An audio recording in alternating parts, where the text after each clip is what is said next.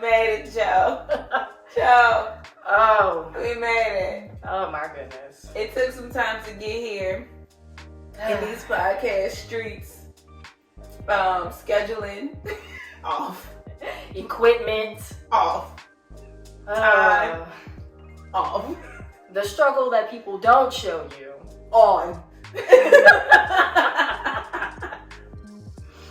But welcome to the first episode of Not Your Girlfriend. Okay, we're gonna come up with like an actual theme song. Yeah. One day. You don't have to listen to me. But I was getting into it. I was committed. I was gonna jump in. You have to. You're my like co-host, boss. I kind of want it to be like a little like detective vibe, like dun dun. I'm not your broke friend. Okay, that's not. I was gonna be like Sister from Louisiana, came in like New Orleans, but I was like, I feel like that's what people expect us. Okay, you're right. That's what people expect from us. And Sorry, Kobe. Even my mic frowned at that. My mic was like, no. Sorry, Kobe. Lil Nate. Captain Lil Nate. Okay, don't worry about it. We're just gonna figure it out in these Boosie. Okay, I quit. So anywho, thank you guys for coming. We're gonna figure out this whole theme song eventually because she turned down my triangle ideas.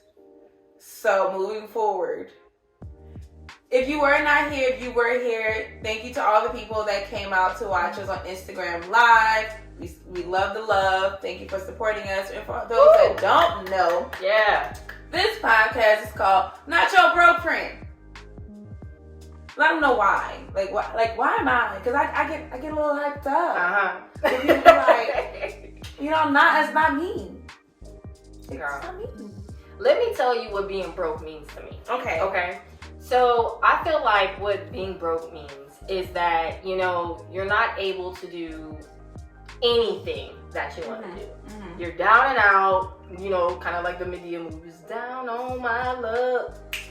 Back against the... All right, but you know what I mean. Like, there's nothing going on for you. You're not bringing in any income. You can't pay your bills. Essentially, being broke is that. Mm-hmm. And I'm not your broke friend. I mean, I'm also not the richest friend or the, just influencer and getting money and showing off, wearing nice clothes. Not doing any of that, but I still believe that I'm living my best life. I feel that. So, what do you think? Okay, so Not Your Broke Friend. For me, it's like, there has been times people didn't invite me to things because they were like, oh, I knew you may not have had it. You don't know. You could have asked. You didn't have to look at me and be like, I know she ain't have it, so I'm not going to even ask her to go on a vacation. I still like to be asked. Mm-hmm. So, no, don't look at me as your broke friend. Also, I had a broke phase. Like when I didn't have no job, no money to put in my car, so I just stayed at home phase. Had that phase. That's broke.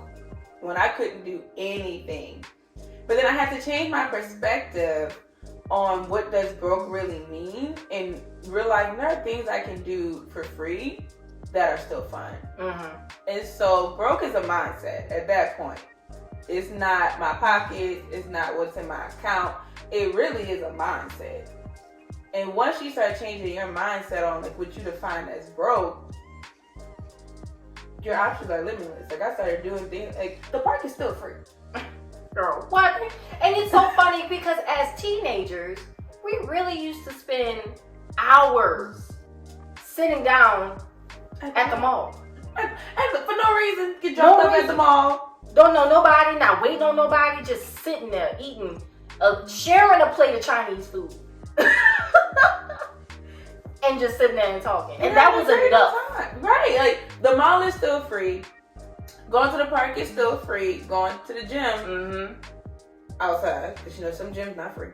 But utilizing the parks around us and stuff like that. And doing things within the community are still free. Now I know people are like, that's not luxury. That's not luxurious. But have you noticed people always argue about, oh, no one listens anymore. People are so attached to material things, but yet you don't want to do the things that are non-material. Right. Change perspective on what broke is. And, at the end of the day, though, once you change that perspective, it fits your life. Because if your perspective is broke, I don't have any money to do anything, then you're most likely not going to do anything. Right. And I mean, like you said, it's a mindset. So if I have $5 in my pocket, the average person would think like, okay, you're gonna attribute that to some sort of responsibility. Like, you can't have fun with that, and it's like you only have $5 in your pocket. But you know, the easiest thing to bring it back to college. There were times where we really how did we make that happen? To this day, I don't know how I made $5 stretch for 2 weeks. Then again, I did not have a car. But I made it stretch. But instead of spending so much money on gas, get you a bike. I see what you're saying there. Like, there's ways. There's other ways to get through life. There's other ways to get through life. And just because of the fact that you feel like you can't go to a certain place or do a certain thing, there's always alternatives to where you can still feel like your life is equally as enriched. Because it's really all about making those memories. And I think that's the part right there. Because there was a moment when I went through my broke phase. I was like, I can't have fun with my friends. I can't do what my friends are doing. Then I realized conversation is free. If your friends want to go eat out, but you don't have money to eat, I can still go. But I have realized it made other people feel uncomfortable when I wasn't eating. But at the end of the day, really, people get really uncomfortable if you're not partaking in what they're doing. Good or bad, positive or negative, people get uncomfortable. So my group of friends, they felt uncomfortable because I wasn't eating, and they felt like either they felt like I didn't have the money, or just like something like I didn't have the money, or they didn't want me to feel left out. And I was like, I'm finally at peace with my wallet. Maybe today I just didn't want to spend money at a restaurant. My wallet is giving me bread. It's giving me bread. So like, my friends know if I say friendship, I'm pulling up for friendship. Meaning I'm not eating today. I'm not bowling. I'm not partaking in skating. I'm here for the friendship being had here. I'm here for the conversation, so when we laugh back at it 2 weeks from now, I was there. You know what's going on. I know what's going on. But did I partake in the financial part of this function? No. I mean, it's okay. It's okay. Your people on comfortability, is that the word? My poor mic. You didn't tighten it. You need to tighten it. That's what it is. Hopefully that works. But this is what you're going to get here at this podcast. Because at the end of the day, Tara and I are not financial advisors. Let's make that clear. For real. Because we're not. We didn't sit here and be like, we have all these financial goals and financial plans and we made it and now we need to share this with the world. No. Because sometimes I don't have financial plans and goals. I feel like I'm the person that makes too many financial plans. And that's where the being broke mindset tends to like attack me. Because I feel like, I have all of my, like, I'm a budgeting queen. Like, if anybody knows me, they know, like, I'm a stickler with money. Like, I have everything going here, I have things going there, and I make things do. But I do it to a point to where I don't leave much for myself. When you say that, what do you mean by that? Like, if I have, like, for example, like, I'm working towards, like, saving up to, like, get a house and stuff like that.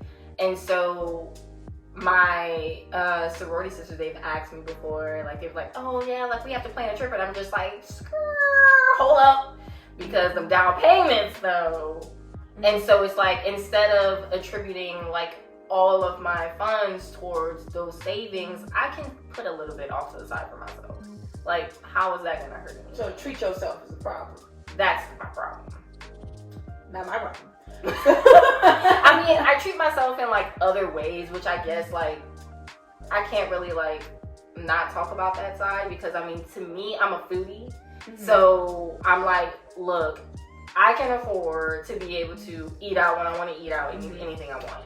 Like, I no longer have to be like, oh, I don't have McDonald's money. Like, no. Got McDonald's for the people. If I want sushi, I'm going to go get my sushi, no matter what's going on. Like, so treating yourself is not the problem. It's where your values lie. Where my values lie, yes. So it makes me feel like, I don't know, it's like the food thing is like automatic for me, and so everything else is just on the wayside, and so I feel like I can't afford to do anything else. When honestly, if I just trust myself. I dropped my wine. That's important. Gosh. But like, if I just adjust things and figure that out, then I should be able to put my money where I want it to go. Like, I definitely think most people like me are probably just missing a balance, and it doesn't have to be like my example specifically, but I think that's often where it lies. Like, obviously most of your money is going somewhere, and so you feel like the other things are kind of left out, the things that you actually want to be able to do. I mean, and we can get into like budgeting a little bit deeper in another podcast episode that you should watch. Stay connected with us and stay tuned. But budgeting, you know, one of the biggest things that people always talk about is you got to take out the frivolous things so you can put money towards the important things.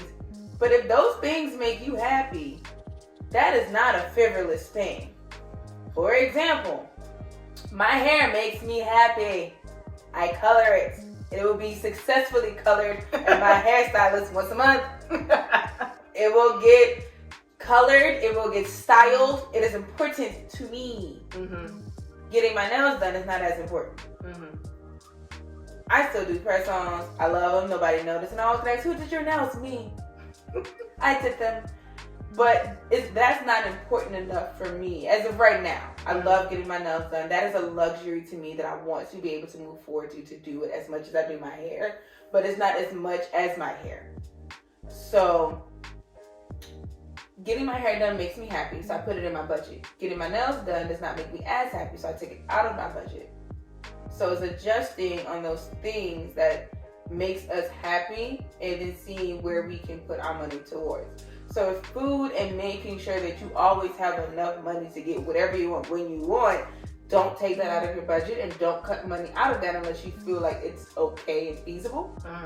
And maybe that means putting other money aside for that. That's taking money out of maybe shopping, or taking money out of as much as you put into the house, or as much as you do other things. So that's adding into that. Because I mean, I can understand how, you know, you feel like you don't have money to do other things. But at the end of the day, your money is going somewhere. And I'm not your broke friend. Never that. Okay. No. Because I can't do things. Just gonna take me some more time to do things. Like, if you want to go on a yacht, it's gonna take me some time to do things. So I think now is a good time more than anything to kind of give our listeners like a little background on exactly like what we do, because I know that a lot of like the financial podcasts that I listen to are from people that have already made it in whatever industry that they're in, and we don't really hear often from millennials like us who are still working 9 to 5s. We're on the road to making it. We're on the road, you know, driving beep beep, like just a little bit, but we definitely have a long ways to go. And I definitely think we should share with them like a little bit of, you know, just about us. Give them a little background. You go first. Yeah, and I guess our financial experiences too, or just like our relationships with money. Yeah, that'd be cool. So I work in nonprofit, and I am a community developer. So the official title, Community Relations Coordinator for Mid-City Redevelopment Alliance.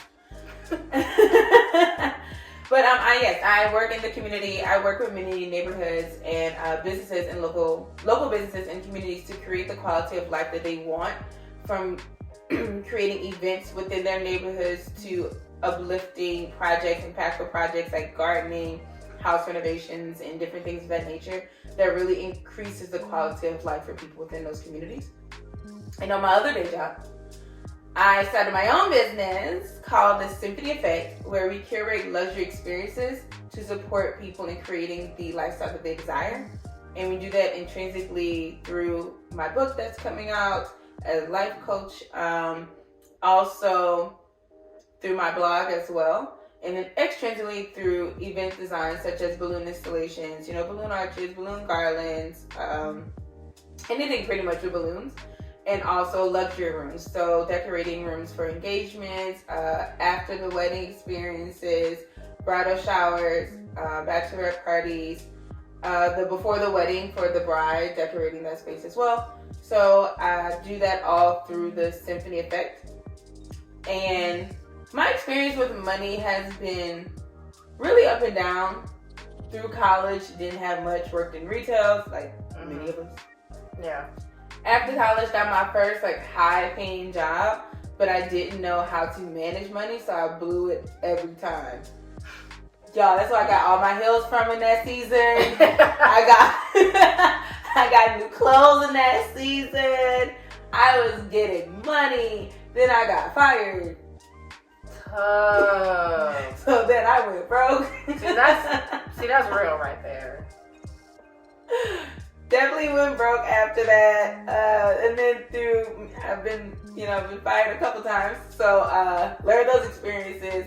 So understanding saving money through those experiences, I had to learn how to budget, and through those experiences and depression, that's where I learned that being broke isn't physically money. It's really a mindset in how you choose to live your life.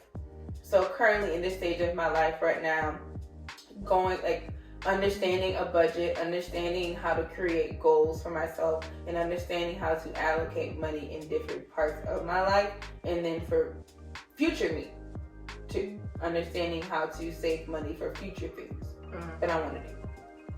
So yeah, that is my life in a nutshell. Oh goodness. Okay, so a little bit about me. She's a Leo. Terra Flakes, born a Leo, August 17th. You already know. But no, seriously. I am a senior account manager, also working as a director of public relations for a local advertising agency right here in Acadiana. On a day-to-day basis, you can catch me doing a lot of different things. I am juggling, and outside of my 9 to 5, I also do this with Symphony. Hey. That's how you're supposed to say that. Oh, girl. But and then outside of that, I'm also a small business owner. 42 Branch Street LLC. Side note, but oh goodness. And so with 42 Branch Street, what I do is that I leverage entry to mid-level professionals. I leverage their strengths and their desires, and we pretty much figure out exactly where they want to be in their career fields. So whether that's I assist them with their social media presence, where I kind of audit their LinkedIn profiles to better cater those things to employers who are searching for job candidates, as well as offering resume writing and online resume templates, cover letters, stationery, so things of that nature. So that's just a little spiel about that. Love it. Love the name. I always did love your name. Thanks. It's a play off the movie. I love 21 Jump Street. I love it. I definitely think it's gonna change, but I wanted to get something out there, and that's also playing along the line of that broke mind frame, because it took me so long to just decide on an aesthetic of which aesthetic I wanted to go with in the main, and I wasted money. Yeah. I wasted money trying to figure out where I wanted to go. And then I realized that it wasn't the money issue. It wasn't me not knowing what to do. I think it was pretty much the fact of if I really start this, I'm gonna have to follow through on that. If I really do this, I'm gonna have to follow through on that, because in my mindset, it wasn't like I don't want to sit here and waste money. I really had to get off my butt. Yeah. And get out that friend mind frame as like, I can't do anything. I don't have the capital to start a business. I don't have this. I don't have that. No. Like you can make a mountain out of a molehill. You can take a nugget and make a Happy Meal with it. You can do whatever you want. You can literally put your mind to something. And once I realized that, I was like, you know what? I'm just gonna start it. I'm just gonna start it. And I think that also used to come from like my journey of becoming financially independent as I was younger. Because when I was young and I started working for myself, I always had to make sure that I was keeping my toes. Like I was on my toes with my money. Because my parents, especially my dad, like he did not play that. He was like, okay, like you got your check, like you make sure everything was correct, you make sure all your hours are right and stuff like that. Because like what I didn't realize is that people can mess that up. And if you don't notice that, it's not gonna be fixed. Yeah. Like you can literally lose out on money and it's not hurting anybody but yourself. Yeah. And so it's like little things like that that just taught me to just trust in myself and to just take the leap. Because like honestly, any job, most of my job history, and it took me a while to realize this because of how blessed I was never really put in difficult positions. And any job that I had quit, I already had another job lined up for me. So like I never, knock on wood. Blessing. Knock on wood. I'm blessed enough to not have to experience a gap in my work history, and I was never really put in a position to where like I purely hated where I worked. And if I did, then I just left at that time. Like I was just like, all right, this is done. I'm gone. I worked at a job for a year and hated all of it. I was hoping every day I was going to get fired. I was like, so much so, I got in an argument with one of my coworkers, and I was hoping she was going to go to our advisor. They got supervisor to like report me, and I was gonna walk into work. I had it prepared. I was gonna walk into work the next day. I was gonna be called into the office. I'm like, you know what? They quit. Like I was ready. And you know what she did? She decided to be an adult and forget about it. I was upset. It's like, today, you want to be a good adult and like welcome me back in? Still upset with her because she's a great woman. And her husband's a great baker. Yeah, so let us know if you guys have ever experienced. Let us know if you ever experienced a gap in being fired. Let us know if you ever worked a job that you just hated. Like, because God did not let me quit. God really had me sit there for a year. But it's okay. That was one of the first jobs in a long time I got to resign. I was like, y'all, I quit. Respectfully. I quit respectfully. That 2 weeks. And they threw me a going away party. That's nice. I still go back and busy. But yeah, let us know that. Have you ever been fired, had a gap year, been blessed to like experience these things? Because I can't relate. Can't relate. Oh, and also let us know what being broke means to you. I mean, one of the things that we're definitely going to be doing in a majority of our episodes is talking about our previous job experience. And we definitely want to hear from you guys, and we hope that you guys share your stories with us as well. Yeah, because at the end of the day, we can only do so much research, right? You can only speak so much on your behalf. But if we don't hear from the people around us, then what information are we really sharing? Because, I learn from other people. I receive information from other people. And then how can I say, like, I do this podcast? How can we say we do this podcast when not listening to others? Especially going through this journey of being a business owner.